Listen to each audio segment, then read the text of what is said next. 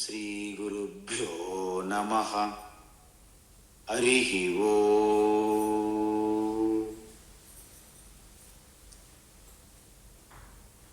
వసుదేవసుతం దేవం కంసచానూరమర్దనం దేవకీ పరమానందం కృష్ణం వందే జగద్గురుం. తీర్త్వా మోహార్ణవం హత్వా రాగద్వేషాదిరాక్షసాన్ సీతా శాంతి సమాయుక్త ఆత్మా రామో విరాజతే. ఆత్మా రామో విరాజతే. ఆత్మస్వరూప బంధుఘన భగవద్గీత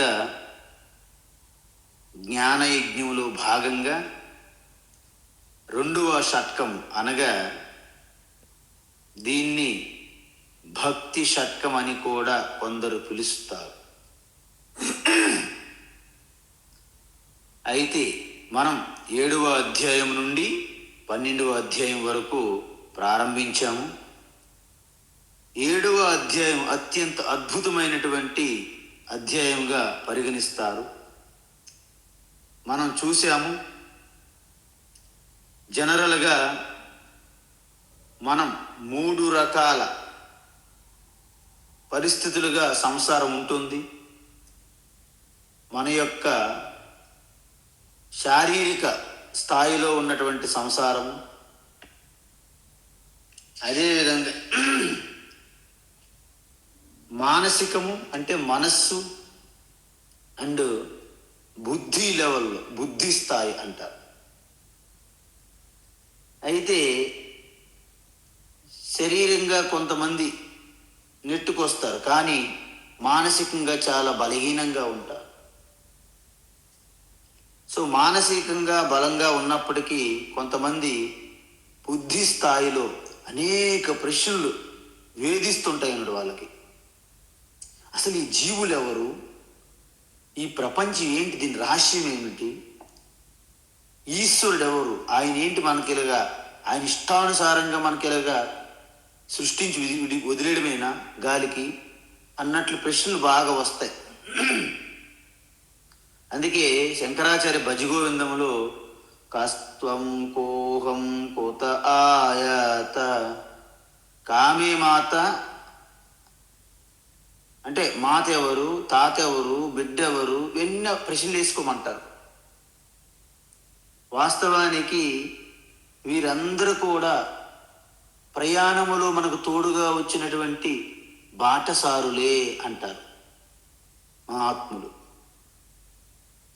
ఎందుకంటే ఎవరి ప్రారంధ కర్మ వాళ్ళకి మెటీరియల్ ఉంటుంది. ఆ కర్మల అనుసారంగా శరీరాలు వస్తాయి. వాటికి ఓకే చేసిన వాళ్ళే ఈశ్వర జడ్జిలాగా.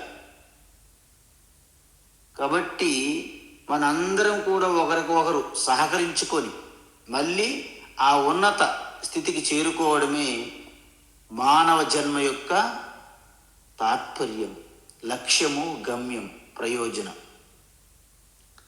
అందుకే ఈ ప్రశ్నలు ఎప్పుడైతే వేధిస్తాయో ఋషులు వారి యొక్క బయట ప్రపంచములో వెతికి వెతికి వెతికి మనం రాంగ్ ప్రదేశంలో వెతుకుతున్నాము అని తెలుసుకొని, ఎప్పుడైతే ఆ తెలుసుకునే శక్తి ఏమిటి అనేది వెనకకి ఎప్పుడైతే అన్వేషించారో అద్భుతమైనటువంటి ఆ బ్రహ్మ విద్య ప్రకటమైంది. కస్మిన్ను భగవో విజ్ఞాతే సర్వమిదం విజ్ఞాతం భవతి ఇది. అంటే, హే భగవన్, ఏది తెలుసుకుంటే ఈ సృష్టి మొత్తం తెలుసుకున్నట్లు అవుతుంది? ఇలాంటి ప్రశ్న మీరు ఎవరైనా అడిగారా వచ్చి స్వామీజీ దగ్గరికి వెళ్ళి? ఎప్పుడు చూసినా వాళ్ళకు ఒంట్లో బాగోలేదు, వాళ్ళకు ఉద్యోగం లేదు, వాళ్ళకు పెళ్లి కాలేదు, అక్కడ ఇల్లు కట్టలేదు, ఇలాంటి ప్రశ్నలు ఎప్పుడు అడుగుతుంటారు. అందువలన మహాత్ముల వద్దకు వెళ్ళేటప్పుడు మీరు అడిగే ప్రశ్నలు ఇవి: నా యొక్క జీవితం యొక్క పరమార్థం ఏమిటి, నేను ఏం తెలుసుకోవాలి, ఏం తెలుసుకుంటే మొత్తం తెలుసుకున్నట్టు అవుతుంది, ఇలాంటి ప్రశ్నలు అడగాలి. సరే, ఈ జీవాత్మ ఎవరు, ఈ జగత్తు ఏమిటి, మారిపోతుంది, దీనికి నియంత్రించే ఒక శక్తి ప్రభు ఈశ్వరుడు ఎవరు అని ప్రశ్న కూడా అడగాలి. అందుకే ఏక విజ్ఞానేన సర్వం విజ్ఞాతం భవతి అంటున్నారు భగవాన్ శ్రీకృష్ణ. యజ్ఞాత్వా నేహ భూయోన్యత్ జ్ఞాతవ్యం అవశిష్యతే. ఎంతటి స్టేట్మెంట్ ఇచ్చారంటే, ఏది తెలుసుకుంటే ఇక్కడ ఇంకా నువ్వు తెలుసుకోవడానికి మిగిలి ఉండదు, అసలు అవశేషం లేదు అసలు పూర్తిగా. అందువలన అది తెలుసుకోవాలంటే అంత తొందరగా అవుతుందా? అవదు. దీన్ని తెలుసుకోవడానికి ఎంతో జన్మ జన్మలు చేసుకున్న పుణ్యం, ఆ సుకృతము నీకు అలా ఒక ఫిక్స్డ్ డిపాజిట్గా ఉంటే తప్ప నీకు ఇది జరగదు అంటున్నా. ఇంతకీ ఏక విజ్ఞానైనా సర్వం తెలుస్తుందనేది ఎంతవరకు నిజం? ఇది నిజమేనా అని ఆలోచిద్దాం మనం ఒకసారి. బంగారము ద్వారా అనేకమైన చాలా పేర్లు మనకు తెలియవు, ఆభరణాలు అన్ని రకాలు చేస్తున్నారు ఇప్పుడు. ఒక్క బంగారం మీరు తెలుసుకుంటే, బంగారంతో చేసే నగలన్నీ మీకు తెలిసినట్లే అవుతుందా లేదా?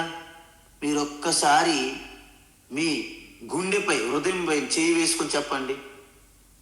ఒక్క బంగారం గురించి మీరు తెలుసుకుంటే, బంగారంతో తయారు చేసే ఆభరణాలన్నీ తెలుసుకోవాల్సిన అవసరమే లేదు. ఎందుకంటే అవంతా వాస్తవానికి బంగారమేగా.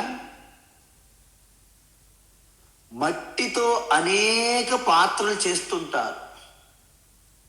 మట్టి గురించి మీకు తెలిసినప్పుడు వాటితో ఎన్ని రకాల పాత్రలు చేసినా అవన్నీ మీకు తెలిసినట్లే. మనకు ఒక్కసారి కెరటము, బుడగలు, అలలు, తరంగాలు, నురగ అనేక రకములుగా కనిపిస్తున్న సముద్రములో వాటన్నిటి సారము నీరు అని తెలుసుకుంటే అవన్నీ తెలుసుకున్నట్లే. ఎందుకు? అవన్నీ వస్తుంటాయి, పోతుంటాయి, కేవలము ఆకారము, పేర్లు, నామరూపాలే. మరి సత్యమేమిటి? కెరటములు, బుడుగులన్నీ వచ్చిపోయినప్పటికీ నీరుగా సత్యంగా ఉంటుంది. ఆభరణాలు మనం కరిగించి మళ్ళీ కొత్త ఆభరణాలు చేస్తున్నప్పటికీ బంగారం ఉంటుంది.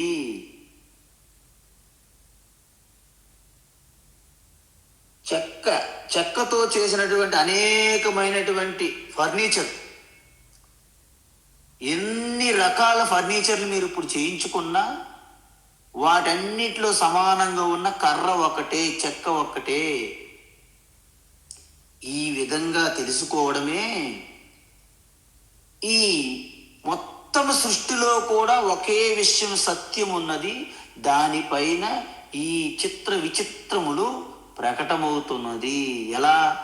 మాయా కల్పిత దేశ కాల కలనా వైచిత్ర్య చిత్రీకృతం మాయావీవ విజృంభయత్యపి మహా యోగీవ యస్వేచ్ఛయా తస్మై శ్రీ గురుమూర్తయే నమః శ్రీ దక్షిణామూర్తయే.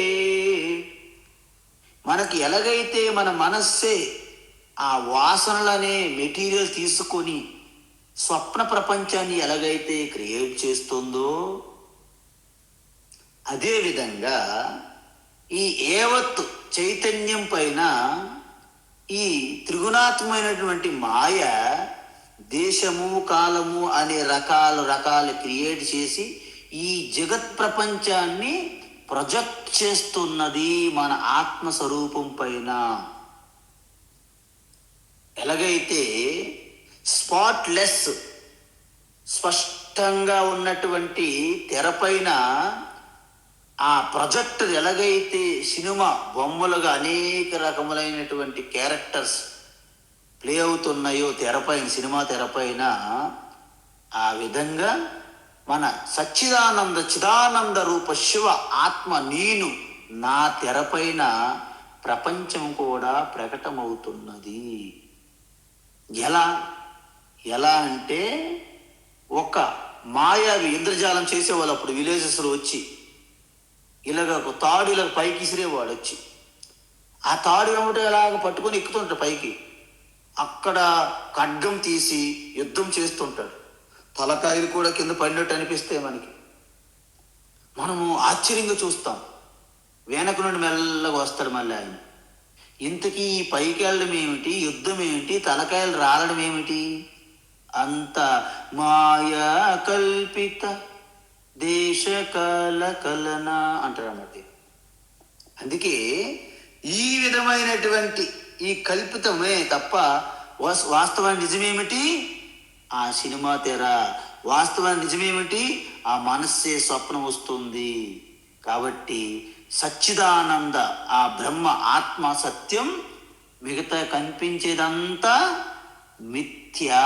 మిథ్య అంటే మీకు అర్థం కావాలి. ఉంటుంది అంటే నా బ్రేస్లెట్ మిథ్య అన్నాను అనుకోండి, బ్రేస్లెట్గా మిథ్య, బంగారముగా సత్యం. ఇది తెలుసుకోండి. ఈ పాయింట్ విషయం మనం సరిగ్గా అర్థం చేసుకోకపోవడం వలన జగత్ మిథ్య.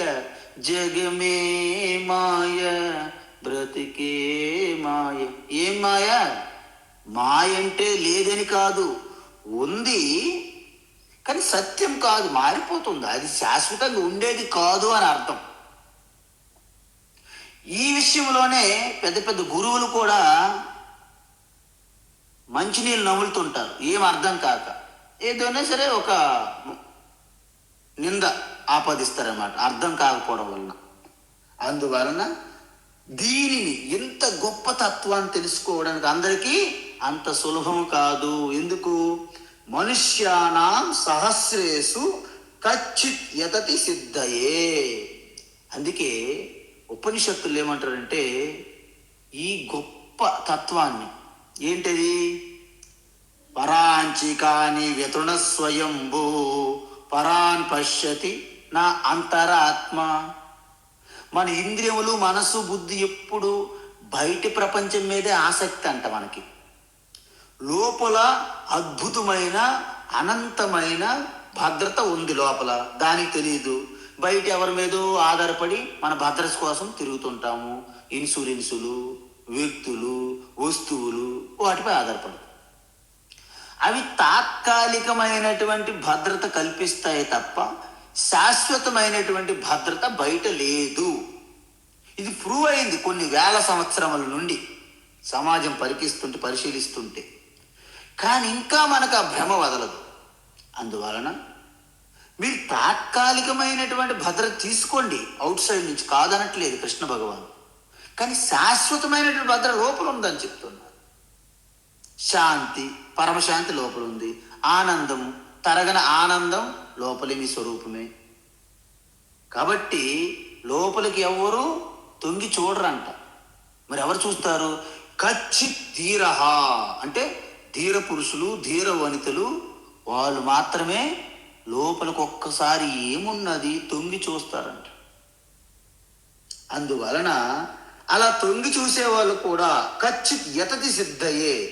అలాగెవరైతే తొంగి చూస్తారో ఎంత ప్రయత్నించినప్పటికీ, ఎవరో ఒక వేలల్లో కొంతమంది ప్రయత్నించినటువంటి ఆ ధీర పురుషుల్లో, ధీర వనితల్లో కూడా ఎవరో కొంతమంది ఆ యొక్క స్వరూపతత్వాన్ని తెలుసుకోవడానికి ప్రయత్నిస్తారంట. ప్రయత్నించినప్పటికీ అందరిలో ఎవరో కొంతమంది, ఏ ఒక్కరో సాక్షాత్తు పరమాత్మ ఈశ్వరైన ఆంతర్యామి ఆత్మగా ఉన్నారు అని అపరోక్ష అనుభూతి అంటే ఏంటి? మధ్యలో ఎటువంటి మీడియేటర్లు ఏవీ లేకుండా డైరెక్ట్ నేనే ఆత్మ, ఆత్మయే ఈశ్వర అని తెలుసుకుంటారు. అందుకే ఉపనిషత్తుల్లో ఏం చెప్పారంటే, శ్రవణాయాపి బహుభిర్యో నలభ్య శృణ్వంతోపి బహవోయం న విద్యుః ఆశ్చర్యో వక్త కుశలోస్య లబ్ధ ఆశ్చర్యో జ్ఞాత కుశలానుశిష్ట. అంటే ఎవరికి కనీసము ఈ తత్వం గురించి వినే అవకాశమే కలగదంట ఈ మానవ జీవితాల్లో చాలా మందికి. ఎందుకు? మనం రామ రామ రామ అంటే వాళ్ళ దృష్టి ఇక్కడ లేదు, వాళ్ళకి కామ కామ కామ అని వినిపిస్తుంటుంది. మనమేమో ఋషులు చెప్పారు చూడండి, ఋషి ఆ యొక్క యాజ్ఞవల్క్య, వామదేవ, అష్టావక్రులు, మహాయోగీశ్వర కృష్ణ, ఆ ఋషుల యొక్క ఆ బోధ వినండి అంటే వాళ్ళు ఋషుల గురించి వినరు, వాళ్ళు బుషుల గురించి చదువుతారు. అంటే అమెరికా అధ్యక్షులు bush, George bush, junior bush, senior bush. అంటే మన దృష్టికోణం ఒక సైడ్ ఉన్నది, కృష్ణ భగవాన్ చెప్తుంది అదర్ సైడ్ అన్నమాట. మనం షిఫ్ట్ కావాలి, మనం ఇప్పుడు షిఫ్ట్ అవ్వాలి. ఎక్కడ షిఫ్ట్ అవ్వాలి? ఈ బాహ్య దృష్టి నుండి అంతర్దృష్టికి షిఫ్ట్ అవ్వాలి మనం. అయితే మీరు షిఫ్ట్ అవుతాను, ఓకే, షిఫ్ట్ అనుకుంటే అయిపోద్దా? కాదు. నా యొక్క జర్నీకి కారణం ఏమి కావాలి అని తెలుసుకోవాలి. అంటే ఆ జ్ఞానం పొందాలంటే మీకు కొన్ని దశలు దాటాల్సి ఉంటుంది. మొట్టమొదటి మీకు తపన ఉండాలి. అంటే తలపైన మండిపోతున్న అగ్నికుండం పెడితే ఎలాగైతే దాన్ని పక్కన పెట్టి నీటిలో దూకేస్తారో, మీరు ముహూర్తం తీర్థాలు ఏం అడగరు. ఇప్పుడు రాహుకాలమా? అబ్బో రాహుకాలంలో నేను నీటిలో దూకూడదు అని అనరు, ఎందుకంటే తల మండిపోయింది అనమాట. ఆ విధంగా మీకు మోక్షం పైన ఆ తపన ఉండాలి. తర్వాత ఈశ్వరేచ్ఛ అంటే ఈశ్వర అనుగ్రహము, గురువు శాస్త్రం మీకు ఉపదేశం కలగాలి. ఈ మూడు కలిగినప్పుడే మీ ఆత్మస్వరూపం మీకు ఒక డ్రాగన్ ఫ్రూట్, చూడండి ఈ మధ్యలో డ్రాగన్ ఫ్రూట్ అని ఒకటి వచ్చింది. ఈ డ్రాగన్ ఫ్రూట్ ఎక్కడదో తెలియదు, కానీ ఇలాగ పైన ఆ తొక్కలుగా కట్ చేస్తే అద్భుతంగా అలాగ విడిపోతుంది అనమాట ఆ ఫ్రూట్. అలాగా మీ స్వరూపం కూడా మీకు అలాగ ప్రకటమవుతుంది. ఎవ్వరు చెప్పక్కర్లేదు, మీ అంతటి మీకే స్వ అనుభవం అంటారు దీన్ని. అయితే గురుశాస్త్ర ఉపదేశం ఎలా తెలుస్తుంది? ఇంతకుముందే 4 అధ్యాయాలు చూసాం. తద్విద్ధి ప్రణిపాతేన పరిప్రశ్నేన సేవయా ఉపదేక్షంతి తే జ్ఞానం జ్ఞానినస్తత్వదర్శినః. అందువలన మన ఉపనిషత్తులన్నీ మహారాజులు, సమ్రాట్లు కూడా రాజ్యాన్ని విడిచిపెట్టి ఆ యొక్క అడవుల్లోనూ నదీ తీరాల్లో ఉన్నటువంటి ఋషుల దగ్గరికి వెళ్ళి సర్వం త్యాగం చేసి పాదాల వద్ద పడేవాళ్ళు. ఎంతమంది మహర్షుల దగ్గరికి వెళ్ళారో ఈ చక్రవర్తి సమ్రాట్లు మీకు ఉపనిషత్తుల్లో వస్తాయి. మొత్తం ఆ చిట్టా అంతా బయటకు వస్తుంది. అయితే ఈ విధంగా ఎప్పుడైతే మీరు ఆ గురువుల్ని సంప్రదించి వారికి కావలసినటువంటి విషయాల్లో మీరు కొంచెం సహాయాన్ని అందిస్తూ వారు ప్రసన్నంగా ఉన్న సమయాన్ని గుర్తించి మీకున్నటువంటి సర్వ సంశయాలన్నీ వారి ముందు పెట్టాలి, మీరు అర్జీ పెట్టుకోవాలి మీరు. అప్పుడు వారు నిజమైనటువంటి ఆ బ్రహ్మవేత్తలు, ఆ యొక్క శ్రోత్రియ బ్రహ్మనిష్ఠులు అయినప్పుడు ఖచ్చితంగా మీరు అడిగే ప్రతి ప్రశ్నకు సమాధానం చెప్పి మీ సంశయాలన్నీ నివృత్తి చేస్తారు. అది వారి కర్తవ్యం. అందువలన మనుష్యానాం సహస్రేషు అంటే వేల కోట్ల మందిలో ఎవరో కచ్చిత్ యతతి, కొంతమంది మాత్రమే ప్రయత్నిస్తారు. ఏంటి ఈ మార్గంలో? సరైన మార్గం ఏమిటి? గురు శాస్త్ర ఆ యొక్క బోధను వినాలనే ఒక ప్రయత్నం ఎవరు చేస్తారు? ఎవరో కొంతమంది. ఎందుకు ఆ ప్రయత్నం చెయ్యాలంటే సిద్ధయే, అంటే మోక్షం కొరకు, మోక్ష సిద్ధి కొరకు. ఏంట మోక్షము అంటే మనం ఎప్పుడు కూడా భద్రత కోసం బయట వెతుకుతున్నాము అంటే మీకు అనంతమైన భద్రత మీ లోపలే మీరు దర్శించాలి. అది మోక్షానికి ఒక ముఖ్యమైన అంశం. ఎప్పుడు సుఖము ఆనందమని ఎప్పుడు బెల్లం నీళ్ళానికే పడుతున్నాం మనం. అద్భుతమైనటువంటి మధు అమృతం భాండము లోపల ఉన్నది, ఆ సుఖము ఆనందము. శాంతి, అమ్మయ్య కనీసం ఒక 5 నిమిషాలు శాంతి లేదు, ఒకటే బజార్ మార్కెట్ అంటుంటారు ఎప్పటికప్పుడు అమ్మలు ఇంటి దగ్గర. అంటే శాంతి కోసం మనం ఎంత తహతహలాడుతుంటాం. ఆ పరమ శాంతి స్వరూపం శివ సాక్షాత్తు మీ హృదయస్థంలో ఉన్నారు. అందువలన ఆత్మాత్వం గిరిజామతి, అంటే ఆత్మస్వరూపంగా శివ ఉన్నారు. ఈ మొత్తం ఈ శరీరం అంతా కూడా పార్వతీదేవి. ఈ శివశక్తి కలయికే మనం అందరం అర్ధనారీశ్వరులమే. మనం అర్ధనారీశ్వరులు అంటే మనం ఫోటోలు చూస్తుంటాం, ఓహో సగం శివ సగం పార్వతి. ఏం చేస్తాము, మనం పరమానంద శిష్యులమని తెలిసి కొంతమంది ఋషులు ఆ విధంగా కల్పన చేశారు. అర్ధనారీశ్వరులు యొక్క కల్పన అలా చేశారు తప్ప సగం పార్వతి సగం ఈశ్వరుడు అలా ఉండదు. అది భయంకరమైన రూపం. నేను ఒకసారి రూపం చూసి భయపడ్డాను, ఇదేంటి ఇలా ఉన్నారు. దాని అర్థం ఏమిటి? మనము కూడా అర్ధనారీశ్వరులమే. ఎలాగా? శరీరము, ఇంద్రియములు, పంచప్రాణములు, మనస్సు, బుద్ధి, బ్రెయిను, కిడ్నీలు, హార్ట్, హృదయము, ఈ లంగ్స్ ఎన్ని ఉన్నాయో ఇవన్నీ కూడా జగజ్జనని ప్రకృతి మాత మాయాశక్తి పార్వతీదేవే. మరి పార్వతీదేవి డ్యాన్స్ వేయడానికి స్టేజ్ ఉండాలి కదా. ఆ స్టేజే చిదానంద రూప శివ నీ హృదయస్థములో స్ఫురించి అన్నిటికీ శక్తినిస్తున్నాడు ఆయన. పాపం ఆయన ఏం పని చేయడు. ఆయన సమక్షంలో అమ్మ తల్లి డ్యాన్స్ చేస్తుంది ప్రపంచంలాగా. విశ్వమంతా అమ్మ తల్లే కదా, ప్రకృతి మాత. సో ప్రపంచమంతా మాయాశక్తి డ్యాన్స్ చేస్తుంటే కిందేంటి శక్తి ఆధారము? శివ. దీన్ని నటరాజు డ్యాన్స్ అంటారు. జటాకటాక సంభ్రమ భ్రమణిలింప నిర్జరీ విలోల వీచి వల్లరి విరాజమాన మూర్ధని ధగ ధగ. అంటే ఇదంతా ప్రకృతి మాత డ్యాన్స్ వేస్తుంది, కానీ దాని ఆధారంలో కదలకుండా ఒకరు ఉన్నారు సమక్షంలో, అదే శివ. దాన్ని శివ నటరాజ్ తాండవం అంటారు. ఈ విధంగా ప్రపంచం అంతా డ్యాన్స్ వేస్తుంటే దాని వెనుక కదలనటువంటి ఒకరు ఉన్నారు. ఎవరు? నేను అని మీరు చాలా నిర్భయంగా చెప్పాలి. ఏ రోజు చెప్తారో ఆ రోజు మీ పని అయిపోయినట్లు లెక్క. అంటే కేల్ కథం దుకాణం బంద్ అంటారు దాన్ని. సో ఈ విధంగా ఎప్పుడైతే సిద్ధానామపి, ఎవరైతే ఈ జ్ఞాన తపస్సు చేస్తున్నప్పటికీ అందరు సాధకులలో యతతాం అంటే సరైన మార్గములో ఎవరైతే ప్రయత్నిస్తారో. ఏంటి సరైన మార్గం? భగవాన్ శ్రీకృష్ణ చెప్పారు, కర్మయోగం చెయ్యండి, అంతఃకరణ శుద్ధి రావాలి మీకు ఫస్ట్. తర్వాత భగవత్ ఉపాసన చెయ్యండి. భగవత్ ఉపాసన చేస్తే మీకు ఏకాగ్రత పూర్తిగా సిద్ధి వస్తున్నది. తర్వాత గురు శాస్త్ర ఉపదేశం తీసుకొని శ్రవణం చెయ్యండి. మొత్తం మీ స్వరూప జ్ఞానం వింటారు.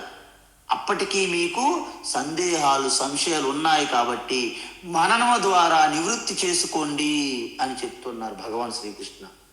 2 అయిపోయింది, శ్రవణం మననం అయిపోయింది, మీ జ్ఞానులు అయిపోయారు ఆల్రెడీ, నో డౌట్. కానీ అది నా జీవితంలో నరాలు వ్యాపించి జీర్ణం అవ్వలేదు.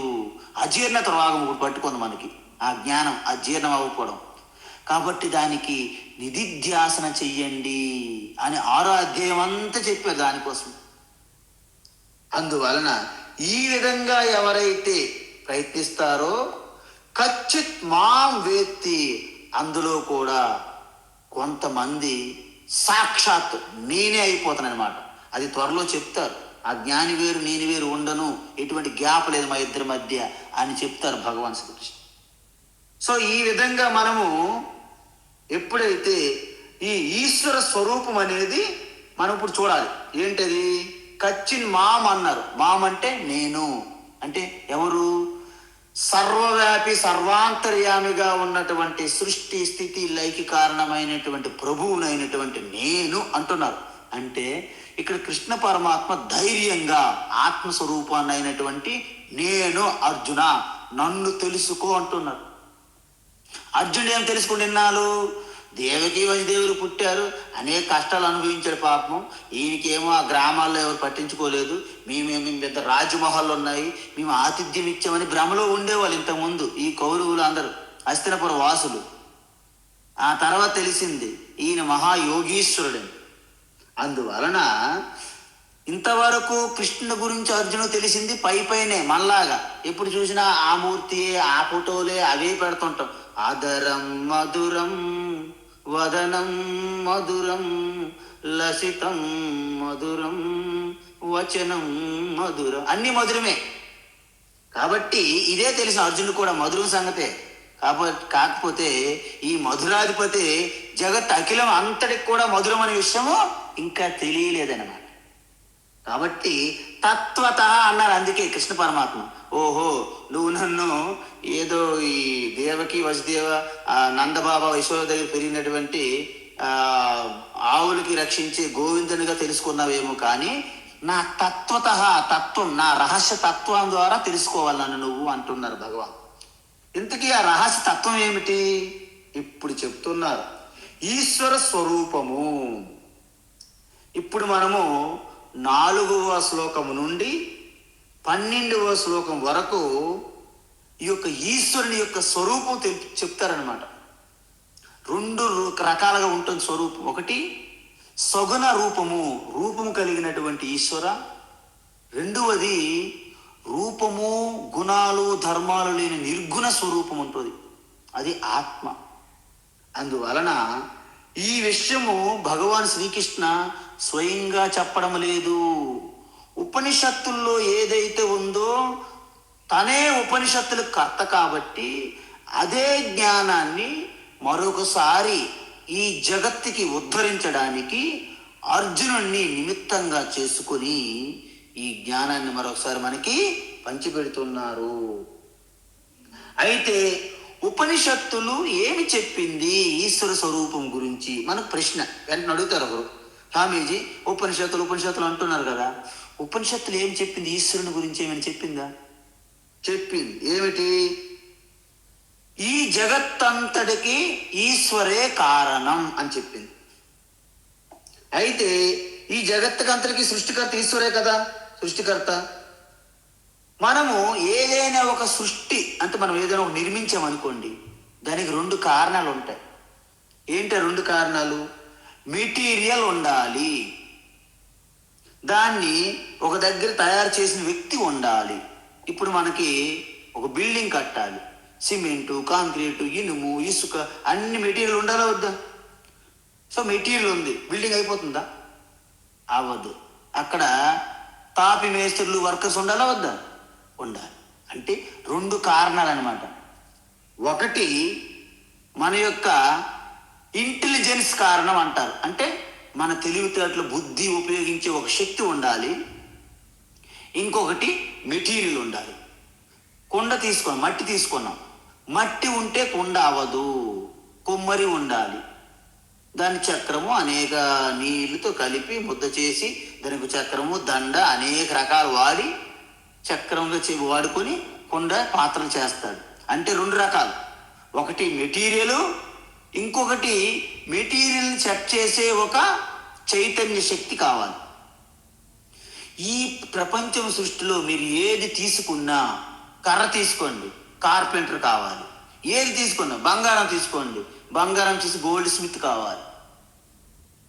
అంటే ఒకటి మెటీరియల్ కారణం ఉండాలి, ఇంకొకటి తెలివి చైతన్యంగా ఉండే ఒక చైతన్య శక్తి ఉండాలి. అయితే ఇప్పుడు ఈ యొక్క మెటీరియల్కి ఉపనిషత్తులు ఏమంటాయంటే ఉపాదాన కారణము అంటారు. మరి చైతన్య శక్తికి నిమిత్త కారణము, ఒక నిమిత్త శక్తి అవసరం. ఇప్పుడు భగవద్గీత చెప్పాలంటే ఎవరు చెప్తారు? కృష్ణ పరమాత్మ. గాలికి చెప్తారా? నీటికి చెప్తారా? భూమికి చెప్తారా? అర్జునుడి నిమిత్తం కావాలి అక్కడ. అదేవిధంగా ఒక శక్తి నిమిత్తం కావాలి. సరే, ప్రపంచమంతా సృష్టికర్త ఈశ్వరుడు క్రియేట్ చేయాలంటే 2 కారణాలు ఉండాలి. ఏంటి? ఒకటి మెటీరియల్ ఉండాలి, ఇంకొకటి చేసే ఉండాలి. ఇంతకీ ఈశ్వరుడికి మెటీరియల్ ఎక్కడది? ఏ మెటీరియల్ తీసుకున్నాడు అంటే, ఈశ్వర ఏ మెటీరియల్ తీసుకోలేదు.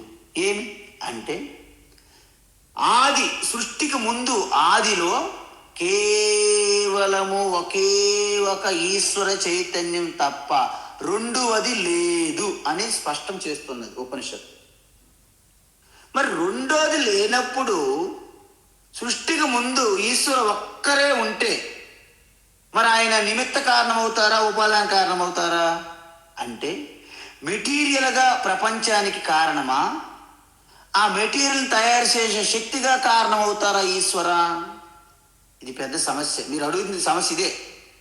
అయితే ఇప్పుడు మనం ఏమనాలి? ఈశ్వర ఒక్కడే ఉన్నప్పటికీ ఆయన మెటీరియలు ప్లస్ చేసేవాడు 2 కూడా ఆయనే.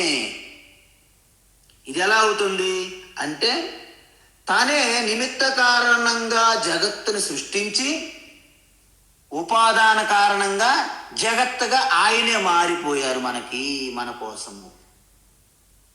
అంటే నిమిత్త కారణంగా జగత్తును సృష్టించి ఉపాదాన కారణంగా తానే జగత్ అయ్యింది ఈశ్వర అని అర్థం చేసుకో. అయితే మీరు చెప్పినటువంటి పిట్ట కథలు ఇక్కడ ఎవరు నమ్మరు అని మీరు అంటారు. ఎందుకంటే ఎలా అవుతుంది? ఈశ్వరుడే చేశాడు అంటారు, ఈశ్వరుడే జగత్ అయిపోయాడు అంటారు. ఇదేమైనా నమ్మేదే? అయితే దీనికి కూడా ఒక రకమైనటువంటి ఉదాహరణ చూస్తున్నారు మీరు. మీకు తప్పులేదు. ఎందుకు?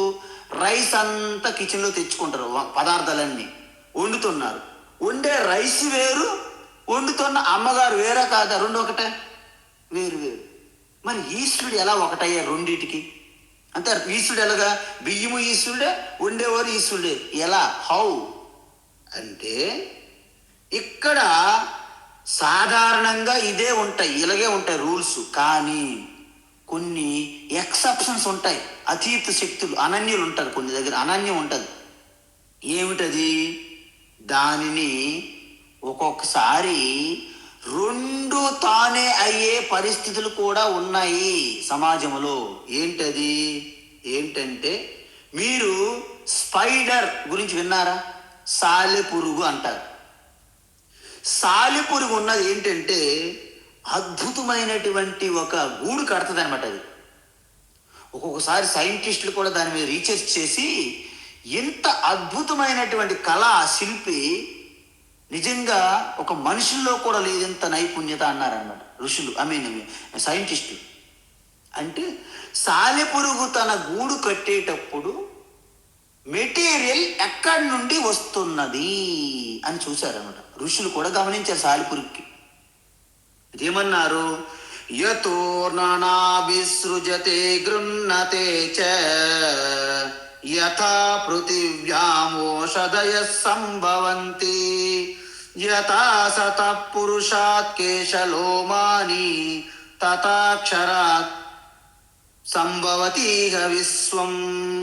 అంటే ఏ విధంగా అయితే ఊర్ణనాభి అంటారు సంస్కృతంలో. దేనికి? సాలెపురుగుకి ఊర్ణనాభి అంటారు. ఎందుకు ఊర్ణనాభి అంటే తన యొక్క ఉదరము నుండి ఆ యొక్క గమ్ము లాంటిది పదార్థాన్ని తీసుకొని ఒక గూడు కడుతుంది అనమాట.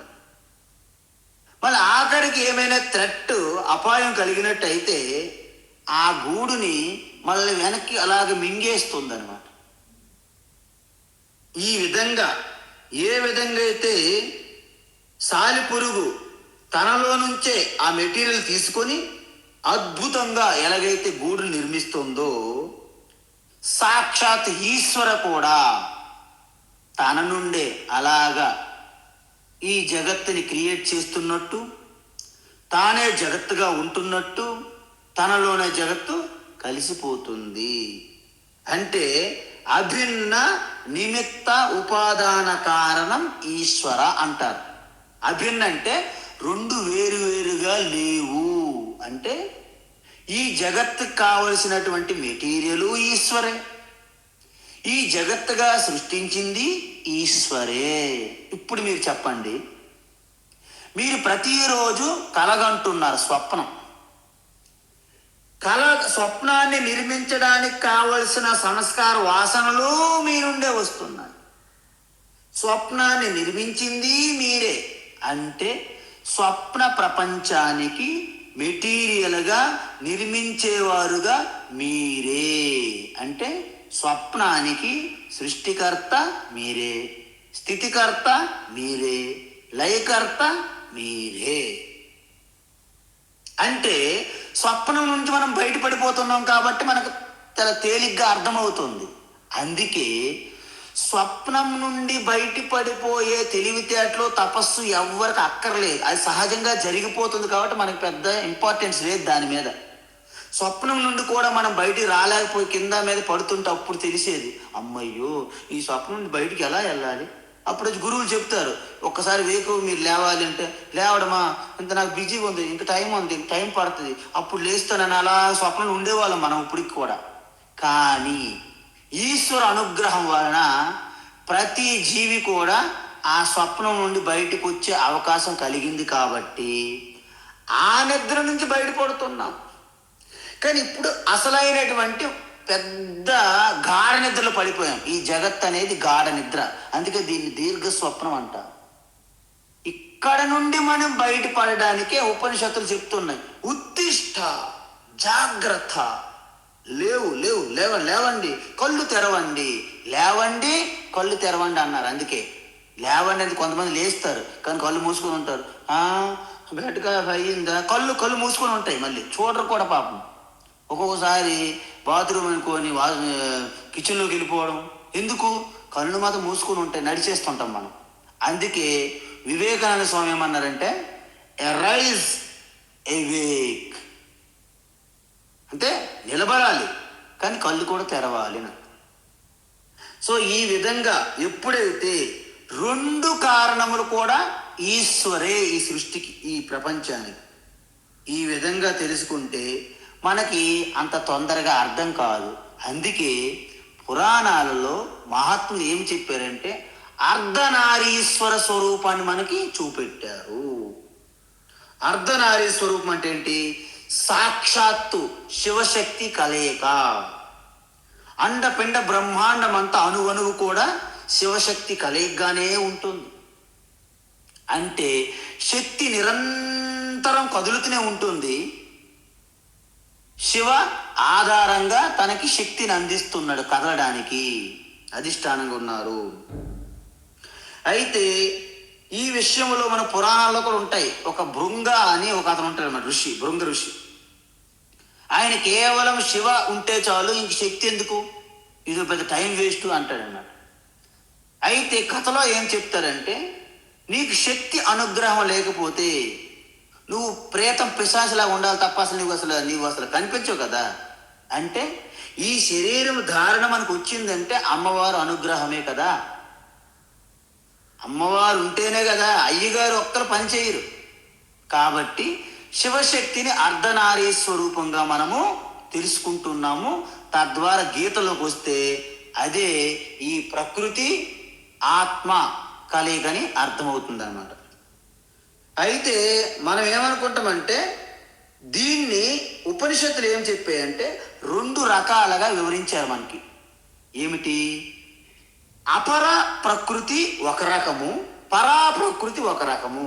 అంటే ఈశ్వర రెండు రకాలుగా విభజించారు.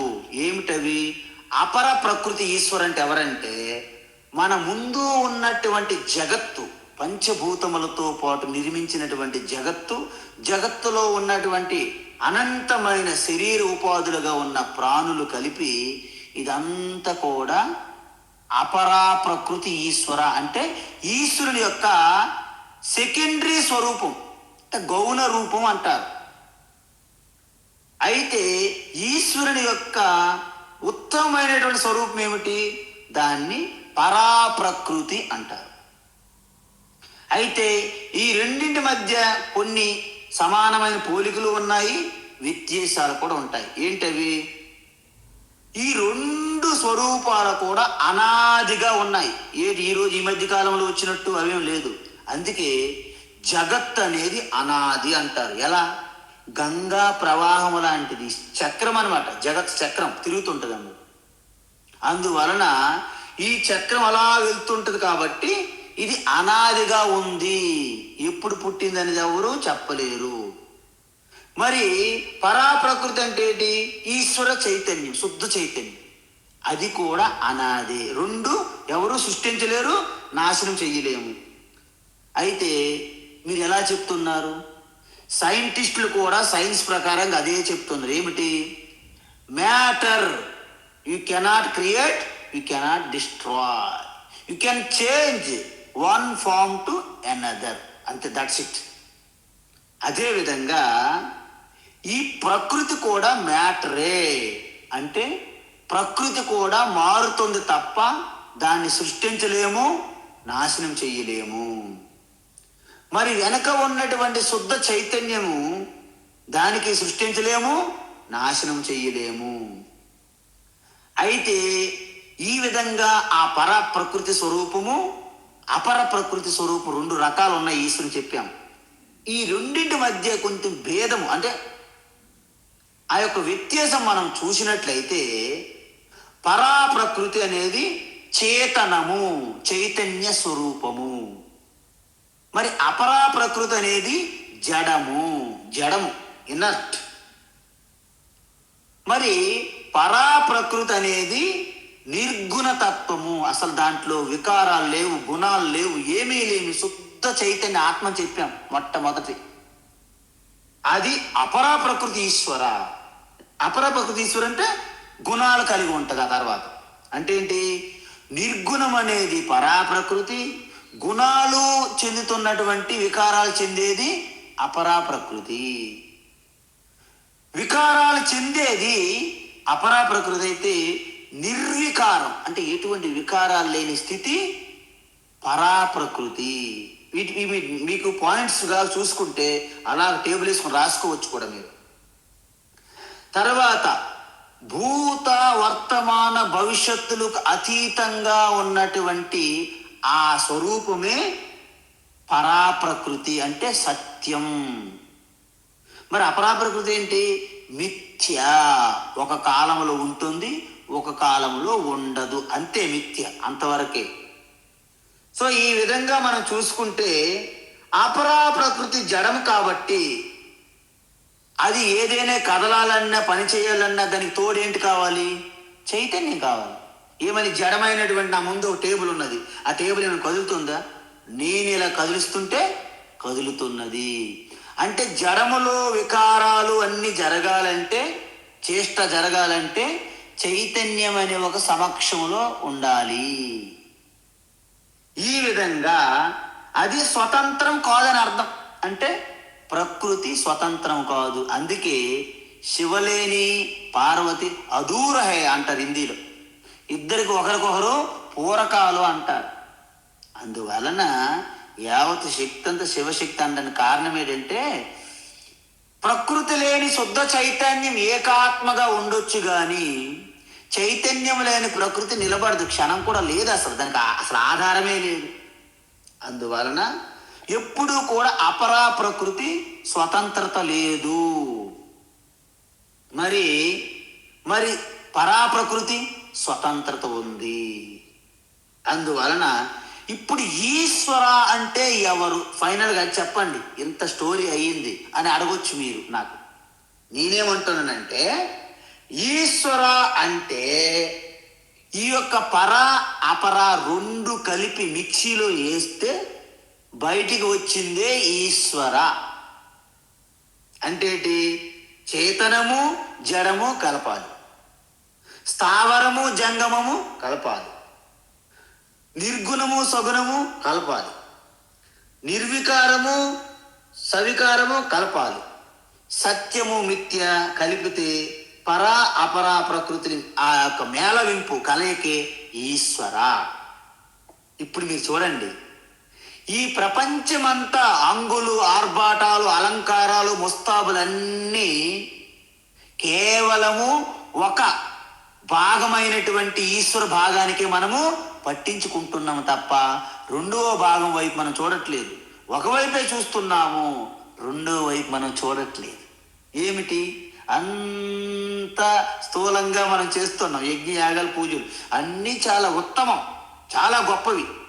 కానీ రూపము లేనటువంటి నిర్వికార పరమాత్మ ఈశ్వరుని కూడా మనము గుర్తించినప్పుడే మీరు సమగ్రమైనటువంటి ఈశ్వర తత్వాన్ని తెలుసుకొని ఈశ్వర దర్శనాన్ని పొందుతారు అని ఇక్కడ స్పష్టత అన్నమాట.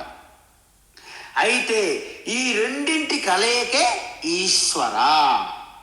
అప్పుడు ఇంతకీ సృష్టికి ముందు ఈశ్వర అంటే అపరా ప్రకృతి, పరాప్రకృతి, అపరాప్రకృతి రెండు ఉన్నాయి. ఒకే ఈశ్వరులో ఉన్నాయి. ఎలా ఉన్నాయి? అవ్యక్తంగా ఉన్నాయి. చెప్పానా? ముందు శుద్ధ చైతన్యం, ఓం నమ ప్రణవాత్తాయ శుద్ధ జ్ఞానైకమూర్తయే రామాయ రామభద్రాయ రామచంద్రాయ వేదసే రఘునాథాయ నాథాయ సీతాయ పతయే నమః అంట. ఏంటి? సగుణ రామ, సగుణ ఈశ్వరుడు. మరి నిర్గుణ రామ ఎలాగ స్వామీజీ? శుద్ధ బ్రహ్మ పరాత్పర రామ కాలాత్మక పరమేశ్వర రామ. చూసారా? ఆత్మారామో విరాజతే అంటాం మనం. అది నిర్గుణ ఈశ్వర రామ. సగుణ ఈశ్వర రామ దాశరథి కౌశల్య పుత్రుడు. నిర్గుణ ఈశ్వర రామ ఆత్మారామ. నా హృదయస్థములోనే ఉన్నాడు కదా, క్రీడిస్తున్నాడు, రమిస్తున్నాడు, ఆనందరాముడు, ఆనందరమను. ఈ విధంగా ఈశ్వరునిలోనే అపర ప్రకృతి పరాప్రకృతి అవ్యక్తంగా ఉన్నాయన్నమాట. ముందు సృష్టికి ముందు చూడండి, మనలోని వాసనలు సంస్కారం మనస్సులోనే ఉన్నాయి. జాగ్రత్తగా ఉండేటప్పుడు మన జాగ్రత్త అవస్థలో స్వప్నములో ఆ వాసనల ఆధారంగా మనము స్వప్నాన్ని నిర్మిస్తున్నాము. సృష్టి ప్రారంభములో ఈశ్వర ఈ అపరా ప్రకృతి, ఈ ప్రకృతిని వాడుకొని ఈ ప్రపంచాన్ని ప్రొజెక్ట్ చేస్తున్నాడు అన్నమాట. దీన్ని సృష్టి అంటారు. సృష్టి స్థితి లయ స్వరూప తుముహో అనాది రూప అవో మహదేవ दर्शन दीजो तुम हो जगत के दाता, तुम हो जगत के दाता.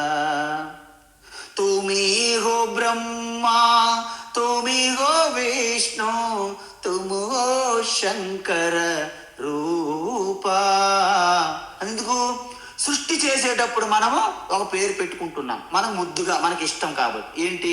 బ్రహ్మ సృష్టి అంట. అదే బ్రహ్మ ఈ జగత్తుని రక్షించి పాలించే బాధ్యత వహించినప్పుడు ఆ బ్రహ్మనే విష్ణు అంట. మరి ఈ పాలించి రక్షించి మళ్ళా తన స్వరూపంలో కలిసిపోతుంది కదా సమయం వచ్చినప్పుడు, ఆ విష్ణుని శివ లేదా రుద్ర అంటారు. ఇది సృష్టి స్థితి లయ క్రమము. సో ఈ విధంగా మనకు ఒకటి అర్థమైపోయింది. ఏమిటి? ఫస్ట్ అవ్యక్తంగా రెండు ఉన్నాయి. పరమాత్మ అంటే పరాప్రకృతి అపరాప్రకృతి. మరి సృష్టి వచ్చినప్పుడు ఏమవుతుంది? పరాప్రకృతిలో ఏమి మార్పు ఉండదు. గమనించాలి మీరు మరొకసారి. పరాప్రకృతి ఎందుకు ఉండదు, మార్పు ఉండదు స్వామీజీ? నిర్గుణ రూపం కాబట్టి, కేవలము ఎటువంటి నిర్వికారం కాబట్టి, నిర్గుణము నిర్వికారము కాబట్టి పరాప్రకృతిలో ఎటువంటి మార్పు ఎప్పుడూ జరగదు.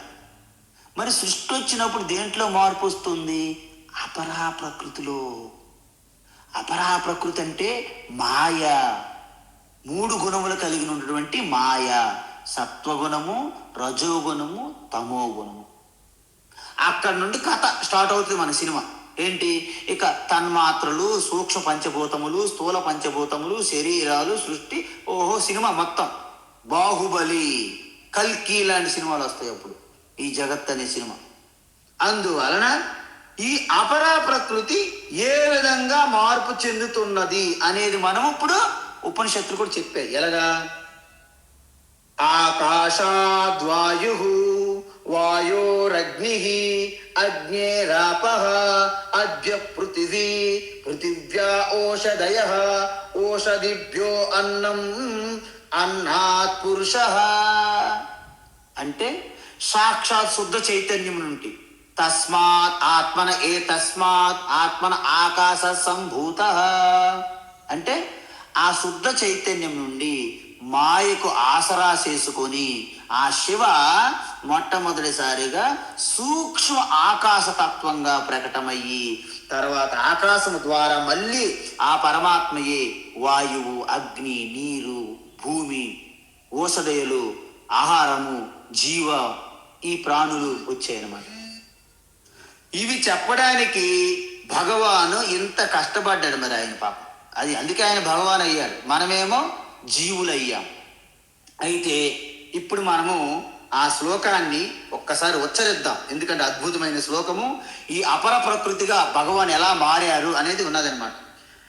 భూమిరాపో నలో వాయు, భూమిరాపో నలో వాయు, భూమిరాపో నలో వాయు, ఖం మనో బుద్ధిరేవ చ, ఖం మనో బుద్ధిరేవ చ, ఖం మనో బుద్ధిరేవ చ, అహంకార ఇతీయం మే, అహంకార ఇతీయం మే, అహంకార ఇతీయం మే, భిన్నా ప్రకృతిరష్టధా, భిన్నా ప్రకృతిరష్టధా, భిన్నా ప్రకృతిరష్టధా, భూమిరాపో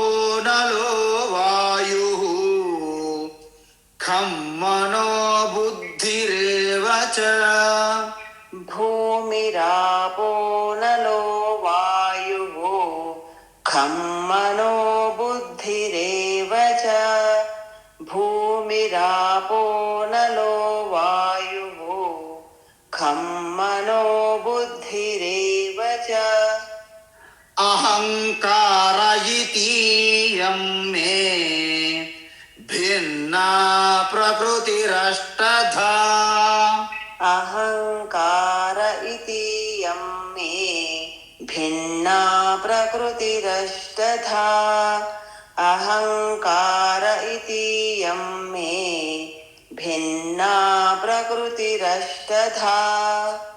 అద్భుతం. రేపు ఆల్రెడీ నేను చెప్పాను, రేపు దీని గురించి పూర్తిగా చూద్దాం.